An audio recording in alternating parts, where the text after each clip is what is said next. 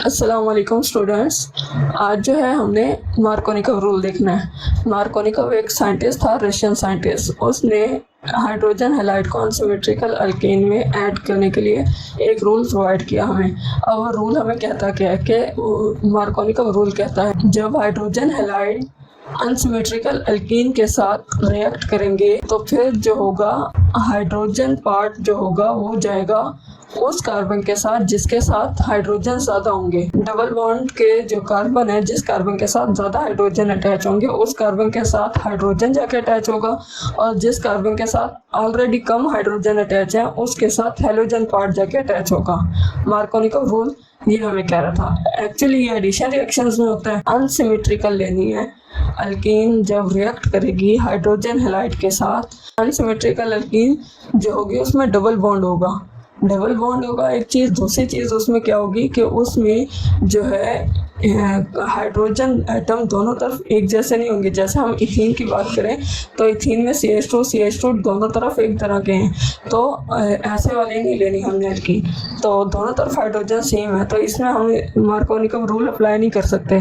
तो फिर जो है अनसिमेट्रिकल अल्कीन जिसके दोनों तरफ डबल बॉन्ड के दोनों साइड पे कार्बन एटम्स की जो है तादाद वो डिफरेंट हो, तो वो होगी अनसिमेट्रिकल अल्कीन। अनसिमेट्रिकल अल्कीन को जब हमने हाइड्रोजन हैलाइड के साथ रिएक्ट किया तो फिर जो है हमारे पास दो तरह के प्रोडक्ट आते हैं। हम ये कह सकते हैं कि मार्कोनिकव एडिशन जो है वो रिजियो सिलेक्टिव है, रिजियो स्पेसिफिक नहीं है। रिजियो सिलेक्टिव रिएक्शन कौन से होते हैं जिसमें प्रोडक्ट तो है हर तरह का बन रहा है, लेकिन उसमें से मेजर प्रोडक्ट वो होगा जो रिएक्शन आप करवा रहे हो। अब जो डिजायर्ड प्रोडक्ट होगा वो मेजर प्रोडक्ट कहलाएगा, क्योंकि वो ज़्यादा तादाद में बन रहा है। आपने रिएक्शन की कंडीशन इस तरह दी होंगी कि वो ज़्यादा तादाद में बनता है। अब यहाँ पे हम मार्कोनिकव रूल अप्लाई कर रहे हैं, तो फिर मार्कोनिकव रूल कह रहा था हाइड्रोजन वहाँ जाएगी जहाँ हाइड्रोजन ज़्यादा होंगी। तो इस केस में हमारे पास ये प्रोडक्ट आ रहा है। हमारे पास ये देखो, ब्रोमीन जाके इस कार्बन के साथ अटैच हो गया क्योंकि यहाँ हाइड्रोजन कम थी, और यहाँ CH2 था तो CH3 हो गया, हाइड्रोजन यहाँ अटैच हो गई।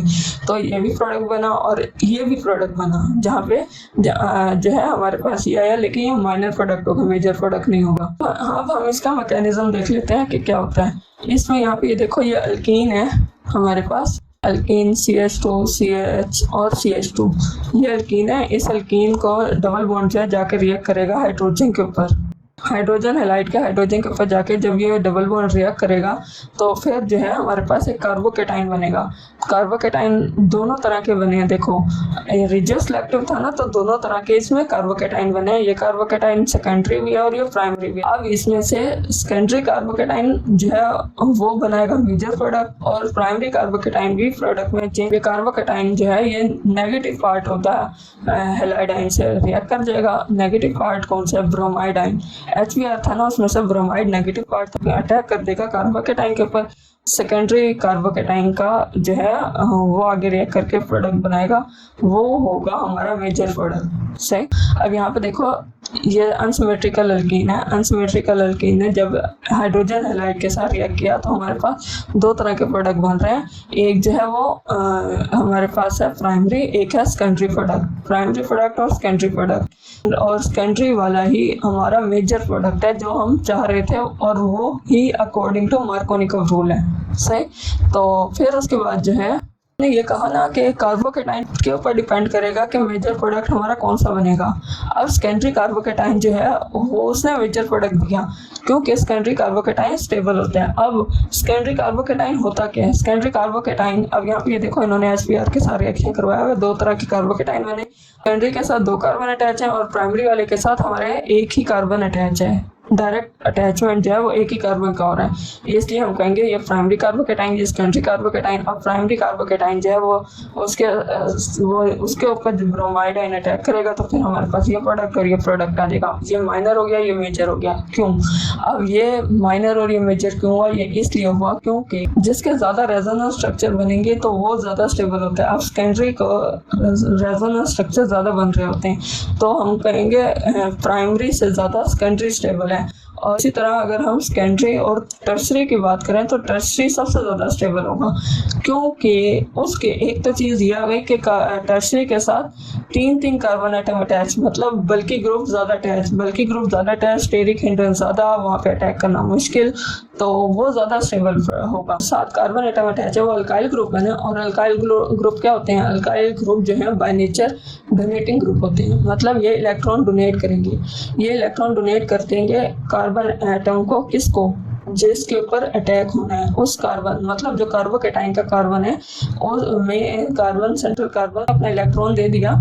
जब इलेक्ट्रॉन उनके पास आ गया तो फिर जो है अल्काइल ग्रुप इलेक्ट्रॉन्स को उसकी तरफ भेज देगा। जब वो उसकी तरफ जाएंगे तो फिर हम ये कह सकते हैं कि अल्काइल ग्रुप के ऊपर पॉजिटिव चार्ज आ गया, क्योंकि उसने उसको अपने इलेक्ट्रॉन दे दिए। जब इलेक्ट्रॉन दे दिए तो खुद इलेक्ट्रॉन डेफिशिएंट हो गया। इलेक्ट्रॉन डेफिशिएंट जो होगा वो उसके ऊपर पॉजिटिव चार्ज आ जाएगा, मतलब उसके ऊपर पॉजिटिव चार्ज आ गया। हम कहते हैं कि सेकेंडरी में जो है 2 कार्बन एटम अटैच हैं, तो सेंट्रल के साथ जब 2 कार्बन एटम अटैच हैं मतलब 2 अल्काइल ग्रुप हैं। 2 अल्काइल ग्रुप मतलब उन्होंने ज़्यादा इलेक्ट्रॉन दिए, दोनों ने इलेक्ट्रॉन अपने डोनेट किए। जब दोनों ने इलेक्ट्रॉन डोनेट कर दिए तो फिर जो है खुद वो इलेक्ट्रॉन डेफिशिएंट हो गए, खुद आ गया उनके पास ज़्यादा। अब सेकेंडरी कार्बोकेटाइन के पास ज़्यादा पॉजिटिव चार्ज, वो कंपाउंड ज़्यादा स्टेबल हो गया। इसी तरह हम टर्सरी की बात करें तो वो उसमें 3 अल्काइल ग्रुप अपने इलेक्ट्रॉन डोनेट करेंगे। इलेक्ट्रॉन डोनेट करने के बाद उनके पास पॉजिटिव चार्ज आ जाएगा, तो फिर वो उससे भी ज़्यादा स्टेबल हो जाएंगे। तो आकर जो हैलाइड ग्रुप होगा, जो negative part of the reagent होगा, वो इजीली अटैक कर देगा सेंट्रल कार्बन के ऊपर। तो यहाँ पे इस केस में रिएक्शन बहुत ज़्यादा इजी हो जाएगा, इसलिए मेजर प्रोडक्ट हमारे पास ये बनेगा। तो इसलिए हम ये कहते हैं कि कार्बोकेटाइन में सबसे ज़्यादा स्टेबल कार्बोकेटाइन किसका होता है? टर्सरी का, फिर सेकेंडरी का, फिर प्राइमरी का। प्राइमरी कार्बोकेटाइन सबसे कम प्रोडक्ट देगा। अब यहाँ पे हम एग्जांपल देख लेते हैं, एडिशन ऑफ सल्फ्यूरिक एसिड। अब यहाँ पे ये देख लो अनसिमेट्रिकल अल्कीन है, उसमें जब सल्फ्यूरिक एसिड को हमने ऐड किया तो फिर जो है सल्फ्यूरिक एसिड में से यहाँ से हाइड्रोजन निकल गई। पूरा ना स्ट्रक्चर दिया हुआ है सल्फ्यूरिक एसिड का, देखो यहाँ से हाइड्रोजन निकल गई, तो फिर ये जो नेगेटिव पार्ट है ये आके उस कार्बन के साथ अटैच हो गया जहाँ हाइड्रोजन कम थे, और जो हाइड्रोजन यहाँ था इसका वो जाके यहाँ पे देखो अटैच हो गया। तो फिर उसके बाद जो है वाटर के साथ रिएक्ट करके और हीटिंग के जरिए जो हमें एक अल्कोहल मिल जाएगी, प्रोडक्ट आ गया हमारे पास अल्कोहल, और साथ सल्फ्यूरिक एसिड दोबारा लैंड हो गया। और ये रिएक्शन हुआ अकॉर्डिंग टू द मार्कोनिकव रूल, क्योंकि इसमें नेगेटिव पार्ट वहाँ गया जहाँ पे हाइड्रोजन कम है, और जो है हाइड्रोजन वहाँ अटैच हुआ है जहाँ पे हाइड्रोजन ऑलरेडी ज़्यादा थे अनसिमेट्रिकल अल्कीन के डबल बॉन्ड वाले कार्बन पे। ठीक, तो अब इसका जो है आगे मैं आपको मैकेनिज्म भी दिखा देती हूँ कि ये प्रोसेस ये किस तरह हुआ है। प्रोसेस अनसिमेट्रिकल अल्कीन है। अनसिमेट्रिकल अल्कीन जो है जब सल्फ्यूरिक एसिड के साथ रिएक्ट की तो ये स्लो प्रोसेस था, स्लो स्टेप था। स्लो स्टेप में अब यहाँ पे हमारे पास ये बना, ये देखो यहाँ पे SOOH और ये O, ये हाइड्रोजन अलग हो गया। ये हाइड्रोजन जाके इस कार्बन के साथ अटैच होगा, और जो है ये वाला जो नेगेटिव पार्ट बच गया तो ये नेगेटिव पार्ट अब अटैक कर देगा इस कार्बन के ऊपर, और ये फौरन कन्वर्ट हो जाएगा इस प्रोडक्ट में। तो अब ये जो प्रोडक्ट है ये कार्बोकेटाइन हमारे पास आ गया था ना, ये कार्बोकेटाइन फौरन नेगेटिव पार्ट ऑफ रिएजेंट ने इस पर अटैक किया और हमारे पास ये बन गया, क्योंकि जहाँ रिएक्शन हो रहा है उसमें दोनों चीज़ें मौजूद हैं। जब ये कार्बोकेटाइन बनता है तो फिर ये फ़ौरन इसके ऊपर रिएक्ट कर जाएगा यहाँ पे इस कार्बन के ऊपर, तो यहाँ पे ये हमारे पास प्रोडक्ट आ गया। फिर जो है सेकेंड स्टेप में जो हमारे पास प्रोडक्ट आया उस प्रोडक्ट को हमने वाटर के साथ रिएक्ट करवाया, उसमें वाटर के साथ रिएक्ट करवाया और उसे हीट किया रिएक्शन मिक्सचर को, तो जो है हमारे पास एक अल्कोहल बन गई, और जो है इसमें से हमारे पास अलग हो गया ये सल्फ्यूरिक एसिड। सल्फ्यूरिक एसिड हमारे पास वैसे ही आ गया। लेकिन सबसे इम्पोर्टेंट बात यह है कि सारे अल्कीन्स जो होते हैं वो हाइड्रोजन सल्फेट नहीं देंगे जब वो सल्फ्यूरिक एसिड के साथ रिएक्ट करेंगे। हमारे पास ये जो प्रोडक्ट आया था ये हाइड्रोजन सल्फेट था ना, लेकिन जो है सारे अल्कीन्स जो है हाइड्रोजन सल्फेट्स नहीं देंगे, ये सिर्फ वही देंगे जिनके साथ अल्काइल ग्रुप बहुत ज़्यादा बल्कि अटैच नहीं है। जब बल्कि अल्काइल ग्रुप्स हो जाएंगे, जब ज़्यादा अल्काइल ग्रुप्स हो जाएंगे तो स्टेरिक हिंड्रेंस बढ़ जाएगी, तो फिर negative part of the reagent को अटैक करने के लिए जगह नहीं मिलेगी, रिपल्शन बहुत ज़्यादा हो जाएगी। तो इस वजह से जो है फिर हमारे पास हाइड्रोजन सल्फेट्स नहीं आएंगे, सही। तब हमारे पास प्रोडक्ट चेंज हो जाएगा। फिर अब ये देखो हेलोहाइड्रिन फॉर्मेशन। हेलोहाइड्रिन फॉर्मेशन क्या है कि क्लोरोनियम आयन को ब्रोमोनियम आयन या फिर हाइड्रोक्साइड आयन जो है वो फॉलो करेंगे मार्कोनिकव रूल को।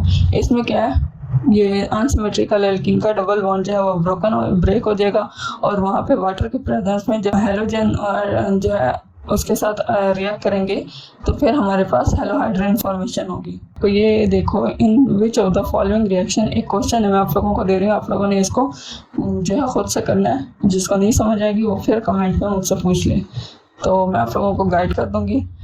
यहाँ पे अब मार्कोनिकव रूल हमारा कंप्लीट हो गया है, तो ये बहुत इम्पोर्टेंट है।